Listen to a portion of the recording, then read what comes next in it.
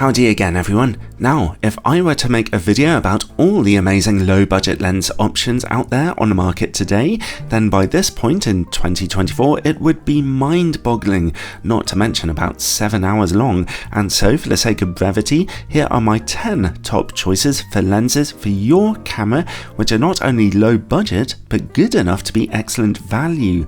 And I have some definite favourites here as the market's been developing so well recently. These are all lenses for mirrorless camera systems with the smaller APS-C sized image sensors. I might do a separate video for full frame lenses soon if you keep an eye on the channel, in fact I probably will, and if you want a video about budget APS-C lenses for digital SLR cameras instead of mirrorless, I'll put a link in the description below. I've got one of those too. With every lens, I'll tell you the price and what mirrorless camera systems it's available for. Sony E mount, Fuji X, Canon EF-M or Canon EOS R in crop mode, Nikon Z in crop mode, or even Leica L mount cameras in crop mode. All these lenses feature autofocus, except for the first one I'll be showing you in just a moment. As usual, you'll find links to full reviews down in the description below. And if you want to support this channel a little bit, then you can find affiliate links down there too. Thanks in advance. Okay, I'll be going from widest angle to telephoto in this video, and because I want this list to have some interesting variety to it, that means we're starting with a fisheye lens. Here is the Tokina 8mm f2.8. It's a manual focus only lens, but at this wide of an angle, that's not really a big issue at all. It's easy to manually focus. I love this lens's fisheye projection, which offers an extreme wide angle of view while not distorting your pictures beyond all recognition. It's decently sharp, although it does have some issues with colour fringing, but ultimately it just gets you wonderful images, as you can see. Don't overuse this lens though, the effect can get a little tiresome on your audience. It competes on the market with an older Samyang 8mm f2.8 fisheye Mark II lens, which I've talked about a lot in the past. The older Samyang lens is perhaps very slightly sharper than this Tokina option, but the Tokina lens can focus far more closely to your subject, which is half the fun of fisheye photography in my opinion, so considering that both lenses are priced about the same, I'm going to give it to the Tokina optic this time. Bear in mind though that the Samyang lens is available on more camera systems. Next, here's a lens for anyone who wants some extremely wide angles without that fisheye projection, the Yongnuo 11mm f1.8 DSM WL. Ever since mirrorless APS-C cameras first hit the market, companies like Samyang and others have experimented with ultra-wide-angle lenses with bright maximum apertures because it's far easier to make those kind of lenses for mirrorless camera systems. This Yongnuo lens takes the aperture and the wideness just a little bit further than the competition and at a price that's just a little bit lower, so it gets that place on this list. For only $300, you're getting a lens with some nice potential for artistic and landscape photography here, and considering it also has autofocus, that's a great deal. It's not the sharpest lens in the world though, you'll have to spend a bit more on something a little better if you want to have very sharp corner image quality at these kind of angles, but it does offer good contrast, exciting sun stars, and pretty looking bokeh. A separate remote control is available with some interesting focusing functionalities. You don't need that remote control unless you're doing some unusual or complicated video work. Next, well, here's another ultra-wide angle lens, again with autofocus. This time, instead of offering the widest angle possible, Chinese manufacturer Viltrox are offering the brightest aperture of an amazing f1.4. This lens's images may be wide, but the autofocus background ability they offer, not to mention the possibility of shooting in very low light, means the 13mm f1.4 is a real winner, especially if you consider its great image quality. Did I mention that this lens is sharp too? Viltrox also make two other similarly excellent f1.2 lenses in 27mm and 75mm varieties, but they cost a fair bit more than this one, to the point where they're no longer really low budget options I think, so this is the one that made the list. Okay, the next lens on this list is something a little more conventional and more flexible than a prime lens, a standard zoom lens with a twist, the Sigma 18 to 50mm f2.8, and the twist is that it has a bright, constant maximum aperture of f2.8 instead of the darker apertures most kit lenses can offer, which makes it a bit of a winner, I think, and it also has a tiny size and fairly low price. I know this is about the most expensive lens on the list, but it'll be one of the most useful and best value. I've always been a fan of fast standard zoom lenses for APS-C cameras. This new Sigma zoom lens might not have the sharpest image corners in the world, but its overall image quality is very nice, and what's more, it's comparatively absolutely tiny and really great value for money when you compare it to its competition. This is the ideal upgrade to your camera's zoomable kit lens, but for those on a bit of a budget, or who just like their camera equipment to be lovely and small. With a zoom lens capable of shooting at f2.8, you'll be getting better shutter speeds and more out-of-focus backgrounds than your typical little zoomable kit lens, which translates to an easier and more photographic experience with your new camera.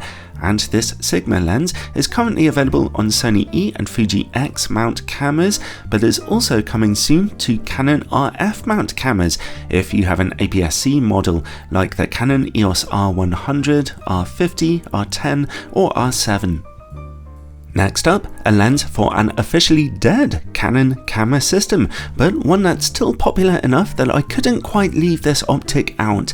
Here we have the tiny, useful and generally gorgeous Canon EF-M 22mm f2 STM pancake lens, only for Canon's older mirrorless EOS M system cameras, and I reckon this thing should absolutely be in the kit bag of every EOS M system camera owner. It's one of the tiniest autofocus lenses available today, and yet it has a nice bright maximum aperture of f2, letting in lots of light to your camera, and also it's impressively sharp. With a price of only $200, well, you can't go wrong here, and now that the whole EOS M camera system has been discontinued, you'll be able to find this lens on eBay for lower prices than ever. Nice. Next, the first of a couple of lenses that give you a nice standard field of view on an APS-C camera, neither wide angle nor telephoto, similar to a 50mm lens on a full frame camera. The TTArtisan's 35mm f1.8 autofocus lens was not going to make it onto my list originally, as its picture quality isn't that amazing, but its price seems to have recently been slashed down to just $150, which for a bright autofocus prime lens is fabulous value for money. This lens is decently sharp, with nice quality out-of-focus backgrounds, decent contrast, and a nice bright aperture, leading it to get some quite striking images for you. It's currently for Fuji X mount cameras, but I'm pretty sure that Sony E and Nikon Z mount versions are coming soon. It's a bit of a value king. And hot on that lens's heels comes a Fuji lens. Yes, you are watching the right video. The Fuji X system is definitely not well known for having low-priced official Fuji lenses, which is why the announcement of this thing sent my head spinning at the time. It has the optical quality and small size of the wonderful XF 35mm f2 lens, but with a cheaper plastic body and its price tag cut in half. Yes, for only $200 you can get a very nice sharp lens for your Fuji X mount mirrorless camera with a bright aperture and an angle of view that's incredibly useful. What a wonderful little gift for Fuji shooters. It might not look like much, but the full Fuji XF optical quality is packed into this thing, and it'll take gorgeous pictures for you at a great price. It's a little better quality than the aforementioned TTArtisan's lens, but a little more money. Next comes what is the oldest, yet probably the most technologically advanced lens on this list, which is also very easy to use for beginners. The Sony 50mm f1.8 OSS is only for Sony E-mount cameras, but its autofocus, image stabilization, very sharp picture quality, and low price of only about £250 here in the UK or $300 make it fantastically good value for money. If you're starting out in photography, photography and you have a Sony camera with a smaller APS-C sensor and you want a brilliant second lens to take your hobby further, then look no further than this, although really it's sharp enough for professional work too, in my opinion, and handy for a bit of handheld video work with its image stabilization. This is an ideal lens if your Sony camera does not have image stabilization built into it. And finally, another Viltrox lens, this time a brand new one. Their autofocus 56mm f1.7 is perfect for portrait photography on an APS-C camera.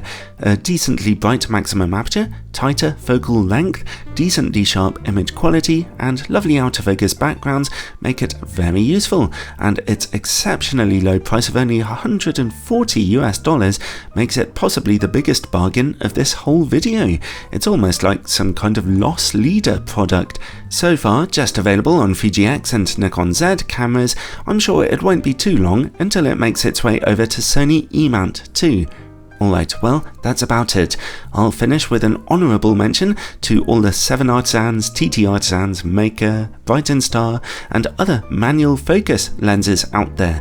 They are even cheaper than these mostly autofocus optics, but you have to focus them manually, and their image quality can be pretty patchy. Still, they are a real option if you're on a very low budget, a cheap manual focus lens.